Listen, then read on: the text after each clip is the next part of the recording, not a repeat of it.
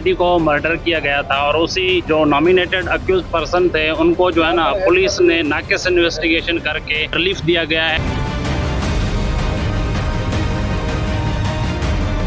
किसी police officer की गलती की वजह से हुआ है तो हम यकीनन उसके खिलाफ एक्शन लेंगे।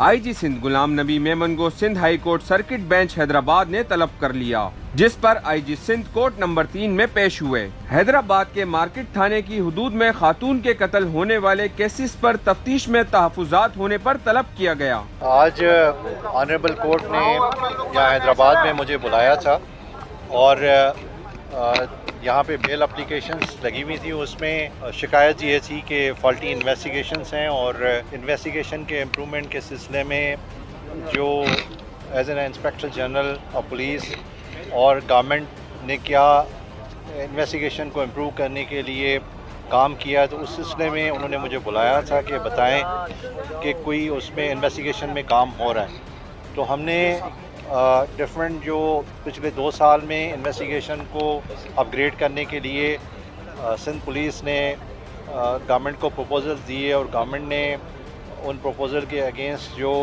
सैंक्शंस दी वो मैंने सबमिट की कोर्ट को, और कोर्ट अल्हम्दुलिल्लाह उसमें जो हमने कोर्ट को बताया कि इस तरह हम इन्वेस्टिगेशन को इम्प्रूव करना चाह रहे हैं, तो अल्हम्दुलिल्लाह वो सेटिस्फाई हुए। किसी पुलिस ऑफिसर की गलती की वजह से हुआ है तो हम यकीनन उसके खिलाफ एक्शन लेंगे। अदालत और पुलिस ये क्रिमिनल जस्टिस सिस्टम के 2 इम्पॉर्टेंट कंपोनेंट हैं और हम अपना केस जो भी क्रिमिनल केस होता है हम अदालत में लेके जाते हैं, तो अदालत में पुलिस ऑफिसर का जाना ये हमारा रूटीन है।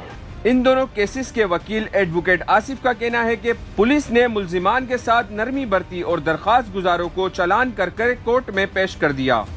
स्टेट वर्सेस मोर बुलेदी जो कि मर्डर एक हुई थी जामशोरो डिस्ट्रिक्ट जामशोरो में पीएस जामशोरो के हुदूद में, वहाँ पे लेडी को मर्डर किया गया था और उसी के जो नॉमिनेटेड अक्यूज पर्सन थे उनको जो है ना पुलिस ने नाकेस इन्वेस्टिगेशन करके उनको जो है ना रिलीफ दिया गया है। और जो कंप्लेनेंट फिरियादी जो था वो और उसका जो रिश्तेदार पुलिस ने उनको इन्वॉल्व करके उनको चालान कर दिया है।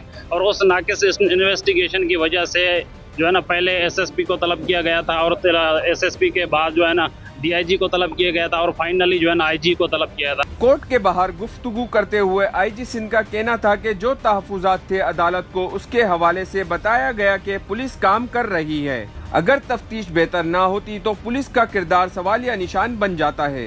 1 साल पहले सिंध हुकूमत को प्रपोजल किया कि 2000 एसआई तफ्तीश के लिए भर्ती करें।